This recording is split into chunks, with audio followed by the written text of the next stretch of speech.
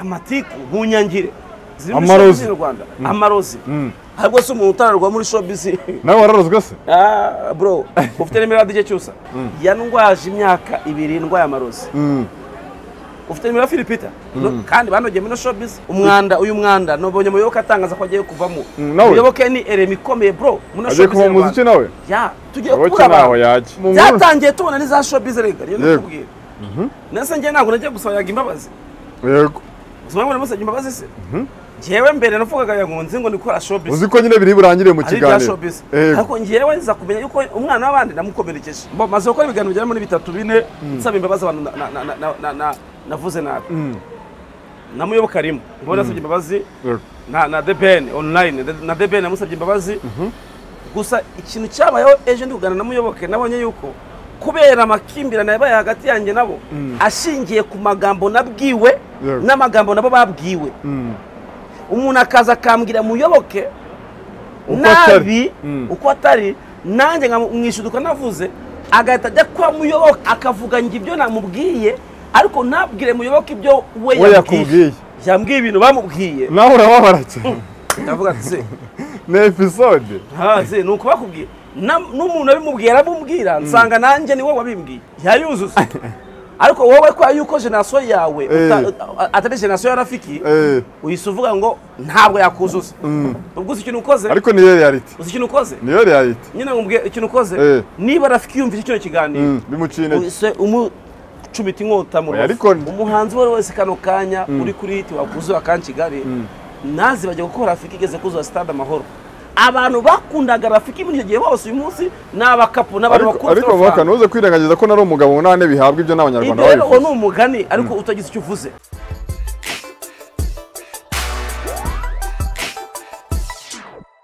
Yes, nizere ko mumeze fresh, nizere ko mumeze neza. Nitwa Patrick the Entertainer. It's a Big Town TV. Tugaruka muri stories zitandukanye. Yitwa Makacha, umwite Braka Scorpio. Umeze neza na mahoro? First ariko na umaze kumfatisha. Uziko man ahantu hose ubu mfite. Oya giye ariko urabizi ko umuvandimwe. Tugomba kubana hose. Uzi iyo maye umuntu ibiganiro bigira kuri 2-3-4. Tumaze kuba inshuti. Oya twamaze kuba inshuti nanye nicyo kintu. Ko abandi bakubita kimwe n'ikomereza. Bikabirarangiye. Tumaze kuba inshuti Patrick. Cyane. Bakameze fresh na mahoro. Bomeze neza nta kibazo ndashimana. Actually ntacyo nshinje Imana. Amen. Urumva ni sawa cyane. Diaspora igeze he? Diaspora abantu banze kuyireba. Ariko nekeza ko ni saga zimaze imisi muri showbiz. Ni saga ariko ni no gutangira. Ariko none bamugana no gutangira gusa aho iri it's okay kuko hari imizi igiye kugira 10,000 harimo byabiri kugena bizi. Filme zose ntabwo zatangiye zirebwa kuri revo zirebwa. N'umuturanyi si byatangiye byaranze se. Ariko bigenda gusa abamaze kuyireba barangiyewe ikibazo suko itarebwa cyangwa se iri kurebwa gake ahubwo abamaze kuyireba bayakiriye gute. Icyo nge ndeba. Yego. Ni filime ifite commentaire nziza, ni filime nanashimira cyane abantu namaze kuyireba. Ibitekerezo muduha ni byiza. Iri kuri YouTube yitwa Blue Pictures Empire. Yego. Ya ni channel yacu n'undi yakera yitwa Umuhanzi TV. Urumva n'undi ni channel yakera. Ya twahinduriye izina rero. No ku bantu bakunze zamba ya series ziriho ziri. Niho ziri kuva za ziri za kera za mbere zose ziriho. Rero turahari. Project hari. Nyibahe mumeze nyibahe. Yego. Warukomeje kuri saga uvuga uti hari imihanda wa mugani hari content isigaze iri ku mihanda kuburyo n'umuntu wazana n'ikintu n'abahanzi ngo basigaye batinya gusohora indirimbo bitewe nuko minsi ishize sikosa yavuyeho ariko abantu ntibabimenye bitewe nuko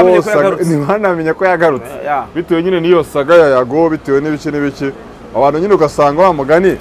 hari nyirango saga zagiye zizimya content zimwe na zimwe ariko abantu bari bategereje iminsi bavuga ati seri ibi bintu zabivuga amaherezo yaje kubivuga wabonye itangazo naribonye none se buriya umuntu yavuga ko wa mugani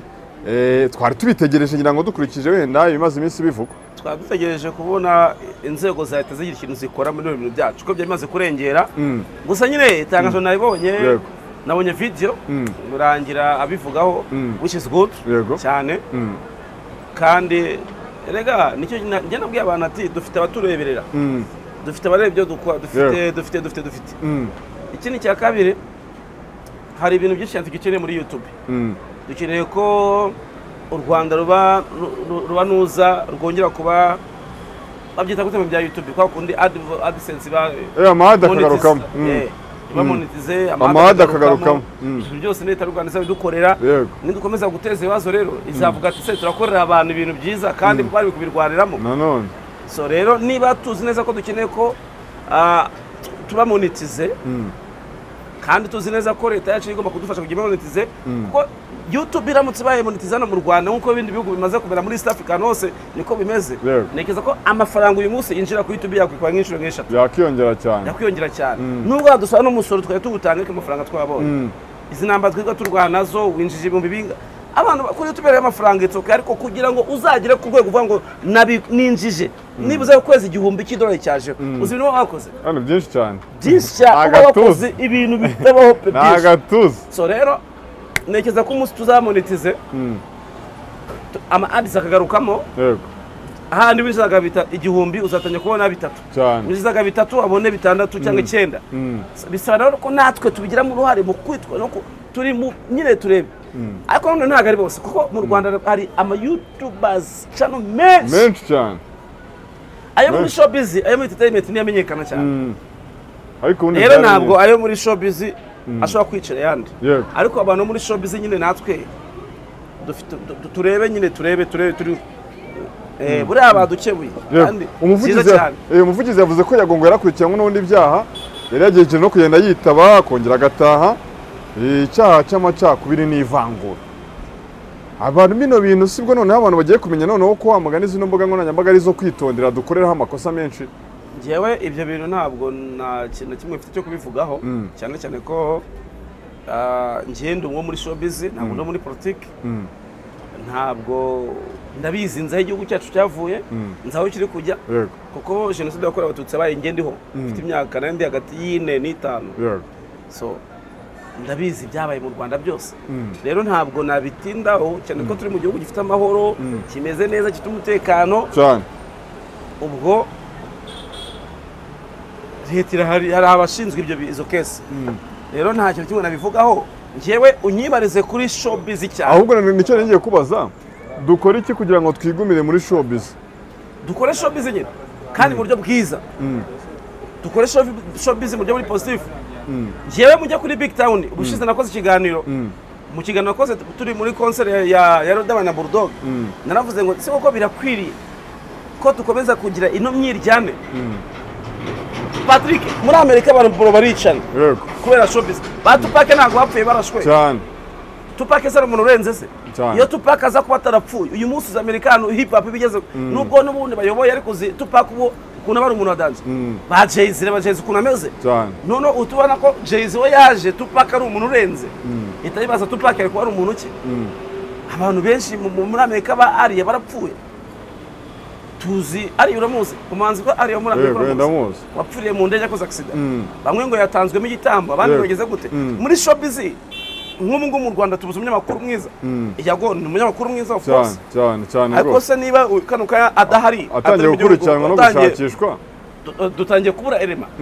zataye twabuze ba Kinyoni se nizo muzi muri umwana producer mwiza wanandikaga indirimbo bari umwanditsi mwiza aragenda Imana ikomeze muhiruka dashira nase nidukomeza bino bintu byacu turi kano kanya igihe kiraza kugira none abantu muri showbiz kuko urabona ibintu dukora especially muri show business aba mu muziki ari muri cinema ari mu ibintu byose twigana Amerika yego nubundi twigana Amerika naga ari umuco wacu nibyo dutara handi ariko rero nubwo twigana Amerika mureka tuyigane mu buryo buri positive turebe ni ibiki byiza biri muri showbiz yo muri Amerika tugomba kwigana bageze muri cinema bakora haraburi cyo nako dukore ibintu nk'ibyo bakora umuziki wabugeze haraburi cyo nkuko Bruce Melody muri Amerika ko na Shaggy agatembera akora urugendo shuri ajya muri Noza Good Morning America kiganiro gikomeye cyane ku isi cyane ndagira ngo utangariza ko kira kiganiro umunyamerika uwo bita Jason Derulo yagiye muri kira kiganiro ko amikiga interview bwa mbere ahita sohora indirimbo aririmba amateka yakoze hari igihe abantu babaza ngo ni ibintu byoroshye Melody yakoze Jason Derulo ajya muri Good Morning America bwa mbere yahise asohora indirimbo cyane ashimira indirimbo irimo cya kiganiro ariko uvuga ibigwi yagezeho ariko twebwe Bruce Melody ko yagiyeyo tukayifata nk'ibintu mane biri aho ngo bisanzwe bro tukayifata just Agiye tubikasa ni record yakoze itabaho niyo munyafrika no najye ngutangaza ko Good Morning America Diamond atarajyamo akarageramo ariko Bruce Melody akoze record nk'iyo yagiyeyo akugira ngo tuvuge ati Melody kabisa u Rwanda tugize amahirwe showbiz yacu tangiye kumenyekana turacyari mu matiko twakabaye dufatira na Bruce Melody nk'umuhanzi nyarwanda wageze mu cya kiganiro connection n'amalinki yakuye hariya akaza akayakubita abandi basana bakagenda bajyayo umuziki cyo kugenda ugira gute umenyekana uzamuka ibyo byose ari byo nako dushimira bita Coach Gael kuko kugira ngo Bruce Melody agereyo ni ibiganza byiza yicayemo ni ibiganza byiza bya Coach Gael Coach Gael afasha amamiliyoni ye araza arashora arashora muri showbiz irimo umwanda showbiz irimo amatiku showbiz irimo abakene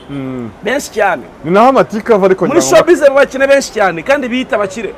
imbere ya kamera mutubona neza ariko inyuma ya kamera benshi barakennye ibibazo bikomeye cyane kabisa ni depression mu bukene ibaza nko Coach Gael ibaza nko Coach Gael wafashe amafaranga ye miliyoni akaba afite Keniso akafite Roskana akafite Bruce Melody afite Element afite na Compress ari gushora amafaranga menshi muri no Ruganda amafaranga noneho adafite atazi uko azagaruka uko planification yo kuntu azagaruka just ko akunda ibintu cyane arimo akunda ibintu bya showbiz guteza imbere uruganda ariko twa Ruganda turi kugira umwanda uwo bita Jesse yararimye ngo uruganda rubo mwanda injyana abayikora bose baragira gute barayikwepa ariko na buri kantu yigeze kubivuga ngo uruganda rwajemo umwanda uruganda rurimo umwanda ndavuga kuri buri kantu kuko bonda bazi buri kantu buri ngundi no bita ngo buri deal naba content creator bo kuri YouTube bihimbi content kugira ngo babe kandi which is good ngende nabareba baragenda bareba ndabazi sinava ko nabazi ariko when I'm talking about music nako kana ko cyakare kaje mu kumwana nagara ba the not musician naba YouTubers ba content creator so we are just talking about music so rero kuri career ya muzika igihe kirageze niba Coach Gael ashobora kuza gusha amafaranga nkayo ngayo ibaze Coach Gael afashe Melody akajya muri Good Morning America iyo tubona nundi muntu tufite nka ba Coach Gael batanu bashima ibyo yakoze yari kujyana yo ba Coach Gael batanu yari ndibindi ese u Rwanda ntabwo rwaba rwadanje abahanzi bamwe na bamwe bavuye mu music of depression amatiku bunyangire amarozi mu Rwanda amarozi abantu ntabwo ahubwo se umuntu utararwa muri showbiz nawe wararozwe se bro ufite nimero DJ Cyusa ndayigira muhamagara Cyusa ariko ashaka atari mu Rwanda Cyusa yari ko azajya Samudi yari kujya Cameroon Cyusa she's my ex girlfriend right yanungwaje imyaka 2 ndwaye amarozi ufite nimero Philipita ndayigira muhamagara Cyusa ashaka ari muri Cameroon yagiye kujyayo Samudi ngiye Peter we story yanjye y'amarozi arayizi noneho undi muntu Mike Karanga ufite nimero ye oya nayo ngira Mike Karanga muhamagare ndikuye abantu bazi story y'amarozi story yanjye y'amarozi ngiye narwaye imyaka 2 bro bandyamishe kugitana imyaka 2 amarozi barakuroga pe kandi banogeye muri showbiz ubungundi aranicaye ahantu ndi kwimira ka fanta kanje nahaguruka ukakimukana sha ntabwo nasiga ikirahure bro I'm telling you so dukeneye kuba muri ubwo buzima se oya nanone okay showbiz ni ibintu nyine bibaho hari igihe umuntu avuga ibintu bakajyana n'amagambo ariko urumva showbiz itarimo amatiku ntago ari showbiz yego nibyo kuko ibihugu byose muri showbiz amatiku abamo ariko nanone tureba u Rwanda rwacu aho rwavuye reka tugire amatiku ashingiye kuri showbiz ari positive nuko twakora amatiku ashingiye kuri showbiz it's okay ariko tutagiye guhuza amateka yego none ko ni wa mugani ni igihe kigeze yakorewe we ndamuvuga kandi batuje kumuvuga reka tubireke tubireke dukomeze none ko inkuru ngiye nayibonye kugiye mu kanya ko sinanakurikiranye ngiye n'ikiganiro mu ruko mbonye inkuru kugiye nakirebye nakurikiranye ikiganiro cyamurangira nura mugabo ndi ikiganiro abantu banakurikiranye cyane yavuze ko abantu bakoze content zivuga ko bose kuri yago ariko nikiza ko ari negative wenda simbizi zose ntago ari zose kuko hari n'abantu dukomeze ibindi yego ariko ikintu kiriho ni kimwe wa mugani abantu batekereza ko wenda showbiz kubizamo amatiku kubizamo amakimbirane n'ibikene ubwo burozi ari byo bituma itera imbere nicyo gituma showbiz itera imbere nta muri make amatika atuma abantu basubira inyuma nese ngaho mbwira showbiz yacu kuva kuri generation yacu okay de generation y'abarafiki igihe kiba Rafiki Toga Style Miss Jojo ba Chanel cyagiye kiba Big Dom kiba KGB ba The Brothers ba Family Squad cyagiye cyabo tukivemo twinje mu gihe cyacu cya za Just Family aba Boss Dream Boys ba Riderman ba TBB ba TNP bano bose ba The Ben ba Medi twaje muri Jenoside Jenoside yacu tuyikureho tugende muri Jenoside Covid yego iyi ngiyi no shasha no yaba Krisizi ba Keniso ba Juno zigenze bande bose babwize kugeza amagingangaye ninde muhanzi aba international muri zo Jenoside wabigerageje n'umwe ahita bireka ni Medi anava mu muziki usanzwe wasekira kandi Medi utagira ngo yavuye mu muziki usanzwe kubera ko wamunani bro depression kubera icyo mugane wari urimo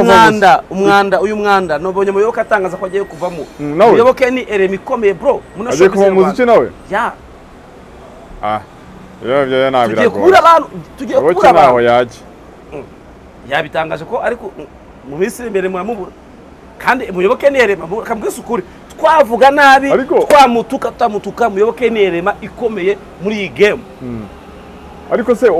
nabonye na Alpha Rwiranyiro minsi ishize nawe yasezeye sekira yigiriye muri gospel na Rwira bo ubwo twabwiye ku banzi bagiva mu muziki iyi game imaze guhinduka umukara kandi ntabwo umukara ari umuziki ahubwo umukara ni imitima yacu ni bibera abantu benshi bari muri showbiz nge maze imyaka myinshi muri Rwanda mfite imyaka 18 ndi muri babiri nzi uko byagiye bikura nzi naho bigeze uyu munsi ndabibonesha amaso yanjye turi aho kugira ngo tuzamuke dusatire abandi reka ngwe nk'urugero kugira ngo duhangane na mu muziki na Uganda duhangane na Tanzania duhangane na Nigeria Nigeria tuyireke tuba dufate Tanzania na Kenya na Uganda kuko abarundi bo mashake ari barege nabo baturi imbere nabo birashoboka ko bakwigaranzura kubera amatiku yacu bafite dramati nawe umeze neza abanyarwanda muziki bamaze gutera imbere ariko kugira ngo duhangane na Tanzania duhangane na Uganda duhangane na Kenya nuko twese tumera gutya dushyira hamwe nidushyira hamwe igihugu kizatuba hafi nidushyira hamwe ubuyobozi buzadufasha ariko se bazaza gufasha abantu nabo ubwabo badahuza bagusema reka nkubaze iyo myaka yanyu ya za Just Family za TBB za Dream Boys na Urban Boys inyuma iyo ngiyo barayidamana n'ibiki na Knowless abantu bo nibavuga bati twe dufana Just Family ntabwo dukunda TBB byaje kwivanga gute oya fanatisme yibaho n'uyu munsi umufana wa Krisizi akunda Krisizi yego wa Juno akunda Juno yego wa Keniso akunda Keniso umufana ku muziki ni bisanzwe yego ariko umufana mu buryo buri positif apana umufana mu buryo bumeze sinzi uko nabivuga byaje kwibirindura gute nicyo nari nkubashije ntabwo mbizi yewe nabonye mu nkuru byatangiye tubona ni za showbiz rega niyo nakubwira nase ngiye ntabwo nagiye gusabaga imbabazi yego uzumva ngo musajye imbabazi se ngewe mbere navugaga yangunze ngo nikora showbiz uzi ko nyine biri burangire mu kiganiro ariko ngewe nza kumenya yuko umwana w'abandi namukomerekeje wowe wabikoze uzi kuganira nzi ko ndi gukora showbiz bisanzwe ndavuga ati rero yago ni muri umuna wanjye reka njye kumushaka musaba imbabazi yego ubwira ati nyamuneka ngewe nzi ko turi gukora showbiz ariko niba warababaye kubera impamvu izi n'izi mbabare musaba imbabazi biranarangira turiyunga bivuze ko kuza muri ibi rero no byatangiye tuzi ngo ni showbiz tuzi ngo ni showbiz ariko biza kugeraho mbona byafashe bino rero kubizamo birasaba umutima ukomeye ku buryo makaca azakuvuga nyine ukumva ko birangiye mu kiganiro ibyo ni muri ndingere bigiye abantu kuva kera kugira uze muri no game no showbiz bisaba kuba ufite umutima wa danger tu ukomeye kuko n'umuntu muri showbiz imwe iyo atagukomerekeje n'umufana ubwo aragukomeretsa abafana bagiye bagukomeretsa se bro gute n'umufana wagukomeretsa ariko nyine ukabifata nka showbiz ngiye hari inkuru nyinshi cyane zagiye zinyandikwaho nkavuga ati ngewe 2012 turi muri Guma Guma yari Guma Guma kabiri yego nigize gusezera umuziki kubera inkuru yaranyanditsweho ntabwo ndavuga umunyamakuru wayanditse yari inkuru ndavuga igitangazamakuru ko se mvuga umunyamakuru ni inkuru yanditswe ku nyarwanda.com banyandika inkuru inshuti yanjye dogiteri ariko nahise nsezera umuziki habaye ibintu byinshi cyane banyumvishe nyine turaganira ndavuga ati harimo ibintu bibi umwanda niba umuntu ashobora gukora inkuru nk'iyi ngiyi yari ifite site imeze gute ariko ndagaruka uwo munsi nibwo nahise niga ko kuva naje muri ibyo bintu nzavugwa neza nzavugwa nabi ngomba kubyakira byose kandi kuri level imwe kuba umuntu yabiza amazi kazahora avugwa neza byo nibitungurana ntabwo bibaho no ku isi no mu buzima busanzwe no muri societe no muri sector yindi itari ya showbiz ntabwo umuntu avugwa neza buri gihe ariko abantu bavuga neza bavuga nabi abantu babibamo nyine abantu bavuga umuntu umwana muvuga ari mu nda ya nyina ataravuka baturira mwana ntago ari uriya mugabo uriya mwana ni ikinyendaro nyina yaziye gusambana ku ruhande uriya mwana buri wese ntago ari uriya mugabo umwana akavuka asa nka se bakamuvuga none iyo uvutse utujya mu buzima bwawe bwite bagatangira kuvuga wapfa abantu bavuga no ku murambo uri mu butaka ngo ingese biramuhitanye ngo mubizi se ko sinariyo ngo cyane yimujyanye bakakuvuga uri mu nda bakuvuga ku irimbi wapfuye niyo se tubamo n'abantu kuvugwa rero umunyarwanda bivuze neza ngo wanze kuvugwa yaheze mu nda yagize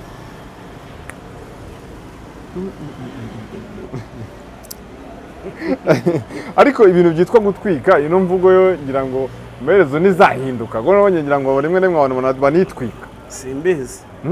ntabwo mbizi gusa nyine turahari kugira ngo turebe aho bigana ubifata gute iyo umuntu wenda nka video ye igiye hanze akahita yitereka njye reka muteye story ku bintu by'amavideo mu mbabare mbivugeho neza yego ibya video sinjya mbona ikibazo na kimwe ku muntu wasohoye video ahubwo ikibazo nyibona kuri nyir'ubwite wemeye ko afatwa video ahantu hafatwa video batabizi bro are you serious hajya jyana bakawutira kamera ama videos tumaze kubona ninde muri zira video zose twabonye watubwira ko yafashwe atari kubibona ko ari kumufasha hariyo tutigeze tubona twumvishe mu magambo ariko witwa Dabije yavuga ko bayimufasha atabizi none se warayibonye se tuvuga izo twabonye izo twabonye izo twabonye ari izo twabonye banyuru iriya ya Sasha wabonye abizi ntabwo abonye se ko ari kugira gutya sanga ari guhunga byishaga mu maso bro munyamumeke gashobora ko ibintu mu urumva gusa Sasha no mukobwa n'umunyarwandakazi nabonye no kwitwa yanditse niba ari we iranagariwe umuntu amwitirije iranagariwe abantu bahungu bahita bafatiraho usukuntu agiye muri commentaire se nkandika mwana uranagariwe ibuka Aisha yitabana amagweje hari wese afungura twitaye akajya bati mwebwe muri amagweje yabonye umuntu ari gupostinga buri kanya yumva yaswaga imbabazi usanga mubireka mu mama arimo aratwika avuga ati ibaze ko nagiye nanjye nkandika uburyo bivuga ati ni umujuti wanjye reka muhe kondore yanjye Sasha ngiye duherukana kera n'umwana agiri kumwe na Nizo kera agikundana Nizo yari umukobwa twahura tukaganira true bisanzwe ndamuzi aranze ntabwo nyine muzi biri babintu ariko ira video ntabwo yihakana noneho iraski utire neza kuri Twitter umiraski utire kuri Twitter yavuze ngo bino bintu sinari nyibikora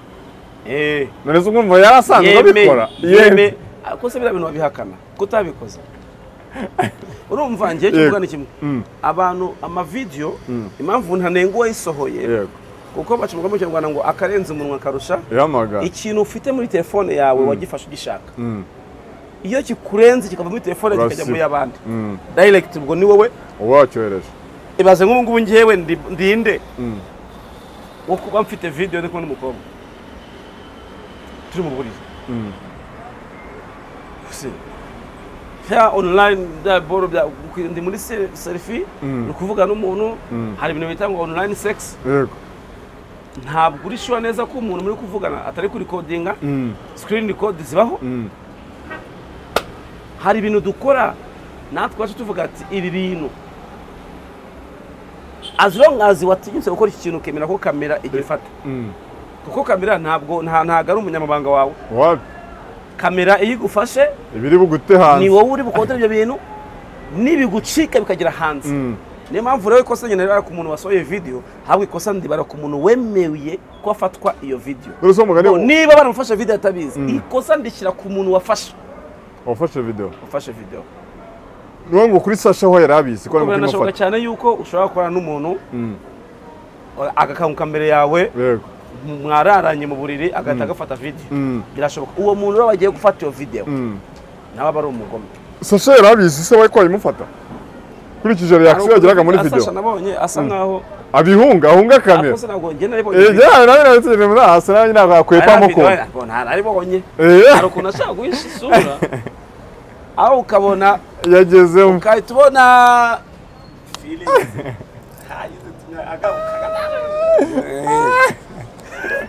None tumaze kubona ko wenda ikosa wenda si umuntu wasoheza hanze wenda video wenda n'uwemeye ko ayimufata. None kuba bagufata video tumaze kubona wenda ko wabyemeye. Sindimbira kamera kano kanya. Ndimbira kamera. Wanshizemo umugozi. Oya. Ubeje kigana n'igisohoka nzavuga ati mwana biri wankore. Gusa namwe mutangire mwige uburyo kimugoma gukora mu title zanyu z'ibiganiro. Kuko hano ukuntu nabonye ikiganiro. Nabonye ikiganiro kwa Kasuku none kabyinde se. Aranditseho ngo ku mupaka wambara na Rwanda. Cyane ibintu. Akubane mwabaye imfura. Kuko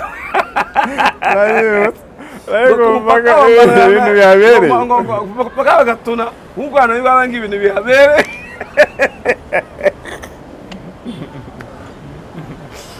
Ase bro kabwiza uko turamuze dukoze content nziza ntabwo zarebwa kuko positive ni byakora. Uko musa abantu njye nifite filme ntago no kwireba bari kureba amatiku. Nabikabyo washyizemo ngo uve none ngo diaspora ngo ice ibintu. Indirimbo ya Ben si ya danje. Nuza sikosa ya metero si ya danje. Ubusa abantu bigeze amenya ko yagarutse online. Wapi? Kwera amatiku. Bazamenya gute rero ko filme yanjye hari. Nari ngobajeri ku umuntu ashobora go iyo video yagiye hanze nibyo ariko agahita azavuga ati ngewe ndinda yikorera online yagiye hanze mbishaka nayo mbizi nanabishakaga izo mbaraga zivaye. Uburenganzira bwo buriya akambwiza ukuri buri wese afite uburenganzira freedom to speech. Freedom of speech niko bavuga. Freedom of speech. Yeah, freedom of speech. So rero ngewe nta kintu kimwe navuga kuri nyirira video nibyo yavuze. Nta kintu kimwe nabivugaho n'uburenganzira bwo kubintu yavuze niko business akora niye n'abakiriya be. None se ubwo ndabijyamo ngiye uko birandeba. Yeah. None se nyine kuba uyu munsi yaje video na minsi ciyo haje indi video ni social media zirimo kwihuta n'uburangare bw'abantu. Bo harimo kuba social media igeze ku rwego rwo hejuru cyane kuko ibihugu byose byatembeye ko social media nuko bimeze. Ariko nanone tugarutse mu ndangagaciro za kirazira zacu nk'abanyarwanda umuco nyarwanda ntabwo dukwiriye kuyoborwa na social media ku rwego turenga ibyo dukora. Uri papa tuvuge uri umugabo video yawe igiye hanze n'ubwambure bwawe biragaragara ejo uzabyara cyangwa se ufite umwana azakura areba ati papa aha hantu se byagenze gute nakoze iki kibazo uzamusubiza gute kandi ibintu biri ku social media ntabwo bisibanga birabikika birahari nicyo gugo nicyo nyikundira. So rero mu bintu dukora ariko turebe dukora analize. Njye mfite umwana yanjye ejo neza bari kumbaza ati papa ibintu icyo wavugaga ahantu byagenze gute nzamusubiza gute. Turebe ibintu tunatekereza ejo h'abana bacu abazadukomokaho imiryango yacu. Ndi mariye je suis marié ibaze uyu munsi madame njye ko nakona video hanze y'ubwambure bwanjye. No tujye dutekereza n'ibintu ari na mpamvu mbwira n'abantu abafata umuntu tujye gufata telefone ye agafungura kamera muri telefone agafata umuntu video yambaye ubusa cyokora nyiri ubwite nazabati rero mfata akira telefone mfotora nambaye ubusa ni nyumbi tukisabye uzabimufata ariko nawe azategeza bati si ibintu ngiye gukora avenir yanjye imeze gute ndi kwitegura gute ndi umunyarwanda indangagaciro z'ubunyarwanda ndazizi. Ibintu ngiye gukora ejo bundi ninjya kurongora umudamu wanjye azambaza ngo ibintu gute. Usa umuntu agiye atekereza gutyo na mbere yo gufata iyo video ahubwo byazaba na rimwe. None ugiye niyo mpamvu abwira ati mbere yo kuvuga zunguza ururimi mu kanwa inshuro 7 ntabwo bavuze ngo karindwi, no ni twice. Ngo ikintu ngiye gukora banza utekereze, banza utekereze, wifata amaso yawe ngo amanuka areba no kwizuru, agaruke kwizuru. Fata amaso yawe arebe imbere, apanure arebe ngo kino gikutu nyuma yacyo hari iki. Nicyo bita kureba muri fitile. Ndi kwa kino kiganiro, ndi kuvuga, ndi gutanga message. Iyi message ibintu ndi kuvuga biragera kuri ni nkajya mu myaka 10 iri imbere. Bizaba byamariye iki societe nyarwanda cyane. Njewe bwanyu bizaba byamariye iki? Sibyo? Ninkora ibintu bibi nzasimbuka. Ni nk'ibintu twirwa dukora njewe ejo namagaye muyoboka Alex. Yego. Bo maze gukora ibiganiro bigera muri 3-4 nsaba imbabazi abantu navuze nabi. Namuyoboka rimwe mbona nasabye imbabazi na DBN online na DBN namusabye imbabazi. Gusa ikintu cyabayeho ejo ndi kugana namuyoboke nabonye yuko kubera amakimbirane yabaye hagati yanjye nabo ashingiye ku magambo nabwiwe n'amagambo nabo babwiwe. Umuntu akaza akambwira muyoboke nabi uko atari nanjye nkamwishuduka navuze agahita ajya kwa muyoboke kandi abantu turabazi. Akagenda akabwira muyoboke noneho ibyo akavuga ngo ibyo namubwiye ariko ntabwire muyoboke ibyo we yakubwiye. Muyoboke akabagiye mu rujijo ariko akajya mu makimbirane gutya. Namuhamagaye nta nubwo conversation yanjye nawe yarangiye ko telefone yahise nzimana. Yanzimanye kandi mu nzu yangenda nafite ubushobozi bwo kuba ndabona shaje kujya natanshomeka. Twasanze muyoboke yambwiye ikintu kimwe. Arambwira ati bati mfite umwana mukuru, umwana wanjye aranyicaza akambwira ati daddy why niba koko waritagiye showbiz why showbiz kukwitura bino bintu ese nuko nkuko bakaba kwitura. None iyo hajemo umuntu nkanjye uzi ibyo muyoboke yakoze mu muziki nyarwanda muri showbiz nyarwanda even na Just Family byayikoreye, none hagata hazamo ibintu byo kubona ndi kumuvuga mu buryo muri negative kandi ubizi kandi mzi uko wabyibagiye ahubwo wabyirengagije. Uko nibagiye ibyo yageze gute yakoze banabyirengaje mwabyirengaje bitewe n'iki? Bitewe n'amagambo nabwiwe. Amagambo nayo yamugezeho, amagambo azavuga ngo muyoboke yavuze ibi kuko ngiyewe muyoboke kambi kubwiza ukuri ariko se nabangomeje gukongeza ibibazo. Ndaza kumamagana kandi namamagana bwo senyitaba ndaza kongera kumamagana ngiye ndi gufosinga umubwiza ukuri ko ibintu utamubwiye kuko hari ibintu bambwiye ndababara cyane. Ariko ejo tuvugana nawe yambwiye ibintu bamubwiye nawe urababara cyane. Ndavuga ati se ni episode se nuko bakubwiye n'umuntu abimubwiye arabumubwira nsanga nanjye niwe wabimbwiye kandi ugasanga inshuti yawe. Of course bro, kumenya inshuti abantu tugendana muri sako imwe nibo bagenda bakajya hariya akenshi bene abantu muhamundi inshuti agakenera ubucuti tuvuga ngende inshuti n'umuntu runaka nakamaro inshuti nakamaro twimeshe amazina ngende inshuti n'umuntu bita X. Yego X ashaka kuba inshuti na Patrick. We agahita aza kuri Patrick kugira ngo abe inshuti nawe agahita avuga ati makaca ujye umwirinda ntago gukunda akabanza kuguca kuri akabanza akakusambanyiriza ubwonko akabusambanya agasambanya ubwonko bwawe ukagenda nawe ugacakinga ugavuga ati iriya mbwa nakora ibi nibi ati hey ngo kandi nguze ngo muri inshuti. Yego urumva X agema hagati agahita agaruka agahita ambwira ati man akabacanganya ubwonko wahita ze iwanje ati Patrick mupfiki gute se ibintu yambwiye Patrick yambwiye ibintu. Urumva uwo muntu abantu barahari cyane bameze gutyo barahari cyane ariko ngiyewe nahisemo kugenda murongo kuva ati noneho sasa igihe kirageze kugira ngo ubu ngubu dusigaye turi muri gutobora tukavuga. Niyo season tugezemo none ngiye ntabwo nzakoresha ya ndirimbo ya DBN ivuga ngo umwanga ukwanga nzamwanga. Ngewe none ngeze ku rwego usigaye unyanga nkagukunda. Bibiliya yavuga ngo mukunda abanzi banyu kurusha uko mukunda ariko se inshuti zanjye biroroshye kuba Ntabwo umuntu byoroshye. yamuteranya nk'uko ukamukunda noneho ngewe niho rwo rwego ngezeho uzajya unyanga nk'ubu ndagukunda ugeraho wiseke uvuga ati se kuyu mutipe mwanga bimeze bite njye niyo standard igezeho kubera ko bro turi gukura ibyo turimo turakora byose turakura n'umwana uvutse uyu munsi reka ngo nk'urugero bano bahanzi uyu munsi bagezweho bakunzwe hari indi generasiyo iri inyuma yabo imeze gutya icyayi cyane ejo bundi mu myaka 5 izaba yabasimbuye umunsi bwiza arakunzwe nk'umuhanzikazi ariko niyibagirwa ko Knowless Butera mu myaka ishize yarakunzwe azaba yibagiwe icyo gihe azanibagirwa ko mu myaka iri imbere hari undi mwana uzameze nabi umukobwa Knowless nawe niyibagirwa ko hari igihe Miss Jojo yari agezweho azaba yirengagije ko bwiza uyu munsi nawe agezweho so rero beta nuko ubaha mukuru wawe kugira muri umuntu wawe azakubahe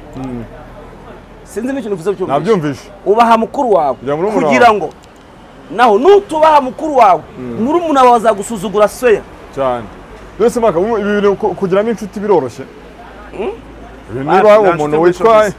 nta nshuti muri showbiz nta nshuti ugiramo nta nshuti muri showbiz baho kubera iki tubana no gufirana no guprofitana kuko uyu munsi ndamutse mbaye nari umusitari patri ntabwo ari kumamagara ngo nyakiganiro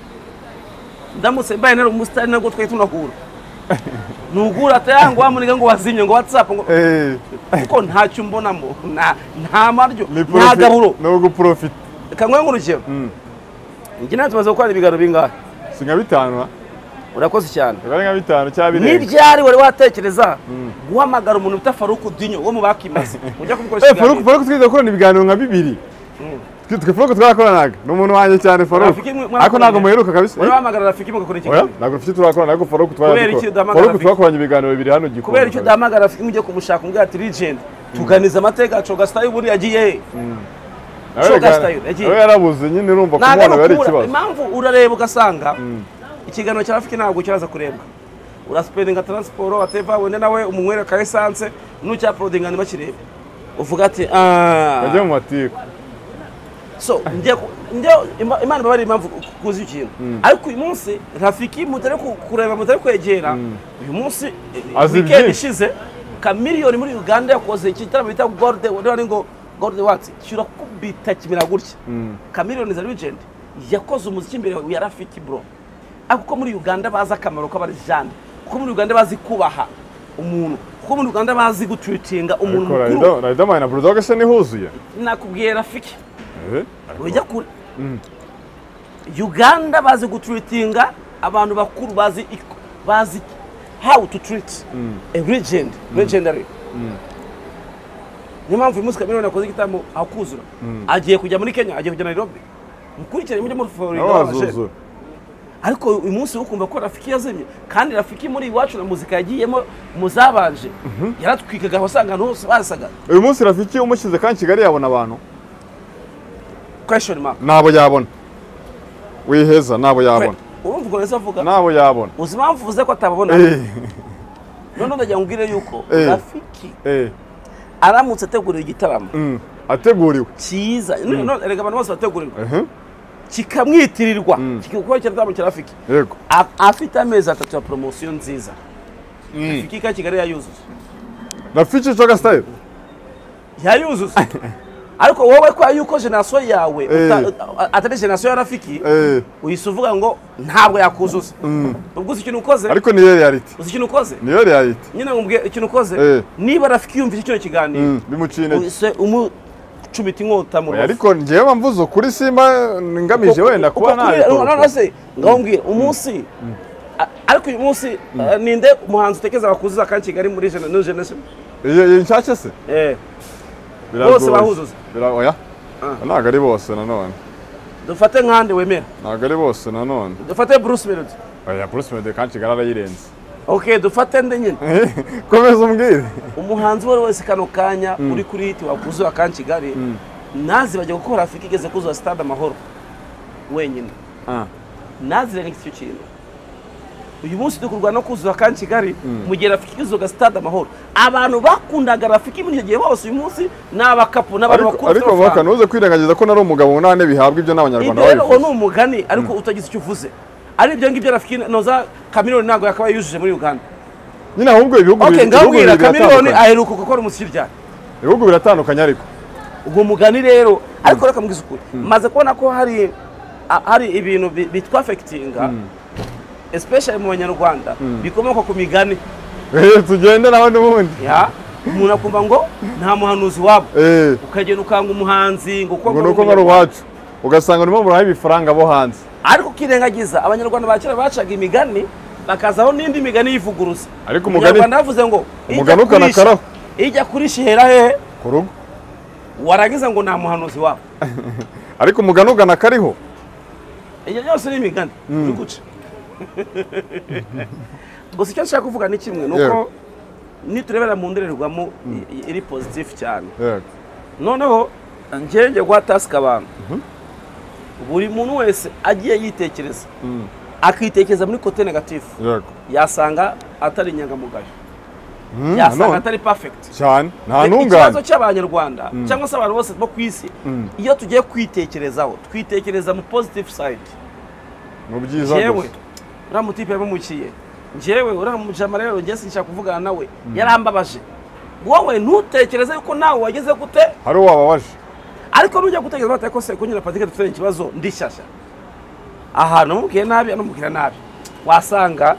ikibazo mfite na Patrick cyaravuye kuri njye iyo utekereje gutyo uhita uvuga ati kajya gusaba Patrick imbabazi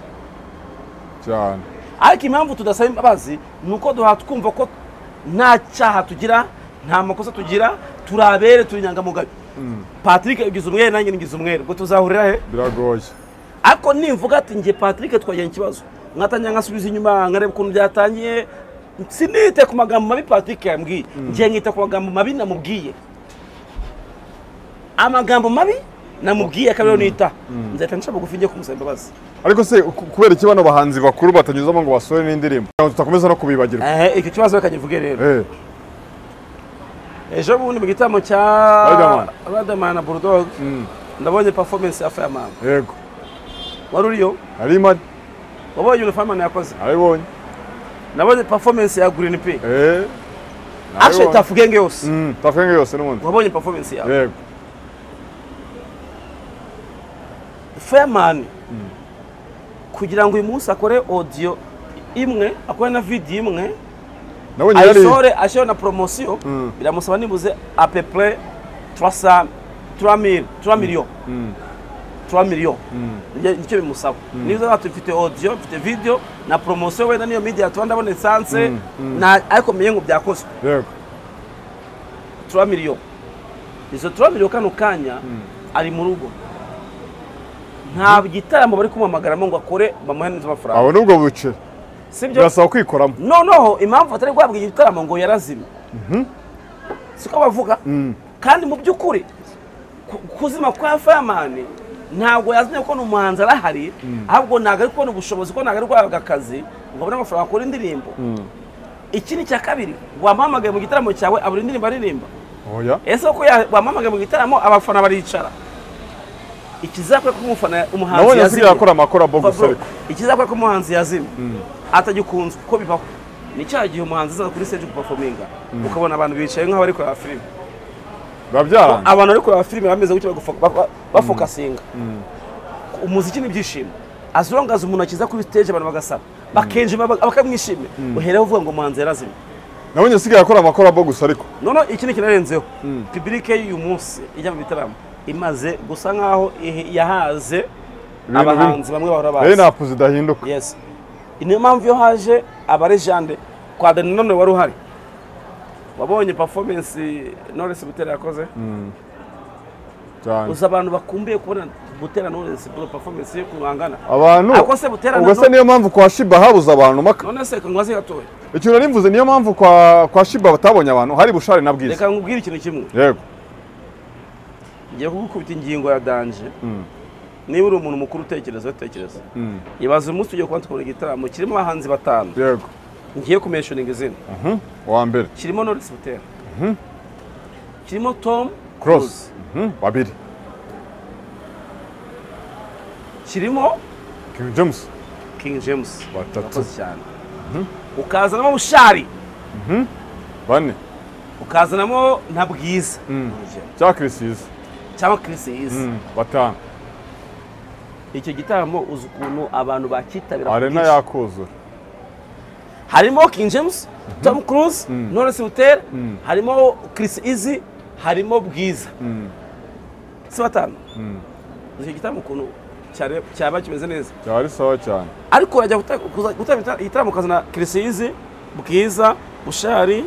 Ishkevin Butsigembo basanga batajya kwibagirwa. Urumva? Kugira uzatekereza ngo Fireman ngo reka tumamagare biri kure. Kubera iki imvugo ngo barazimye. Uteze ngo na Bulldog ntabwo amamaga kandi bene ntaracana trend. Naksoze. Yego. Aracana trend. Aho kujya bamuhamagare mu ma big event nibibazo.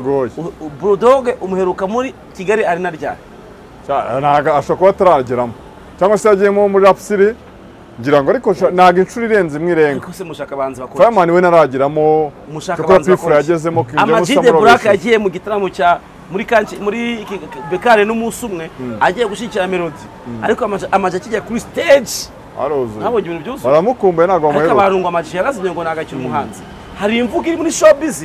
yavuga ngo reka mwebwe mwarazwe ntago mukira abahanzi bro umuhanzi nta muhanzi uzima ukambwiza ukuri kugira ngo umuhanzi nuko ufite impano y'ubuhanzi kandi iyo mpano uba warayikuye kuri Nyagasani impano zose ziva ku Mana. So iyo uvuze ngo warazibye ngo nagukira umuhanzi ubu ubaye umuhakanye uhakanye ko Imana yamuhaye iyo mpano iba duharero ubu ngo mabroka mbwiza uko ibintu byo muri showbiz bisigaye biteye abahanzi bafite depression abahanzi bafite depression JC aheruka kuririmba reka umutumye mu gitaramo nago yazanye amubaka sai kubise jyane hanyeganyega amubaka yikubise bya bindi ese ngo majyanga abahanzi bakora iki barangwiza ngo nago bagikora indirimbo arakora indirimbo z'amafaranga avanye he kutamamaga mu gitaramo niba Chameleone kama kandi ukora igitaramo bakuzura Julian nakuzuza Bruce Lejo bundi bakoze tuwa muri Uganda bakuzuza barema basigaye buzuza ariko bakumva yuko Imana makuru abejo bundi kumva yuko uyu munsi ngo rafika koze igitaramo ngo utakizamo warangiza ngo yarazimye ngo nagakiririmba nese nashaka guteka igitaramo ntukizemo ushaka ririmba kuri indirimbo yakuye he bakareka twisoreze wakoze kutuganira dusoza hakorwa iki se bo buri wese abantu urumva showbiz umuntu ayizama ari umwe wivana iwanyu batinje muri showbiz so rero ni habeho gutekereza kwa buri muntu wese ku giti cyiwe avuga turuka ko nta muyobozi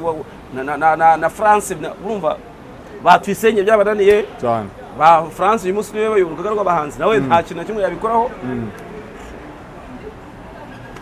nibibazo reka dusoze bakaya twisoreze abantu bakomeza bare diaspora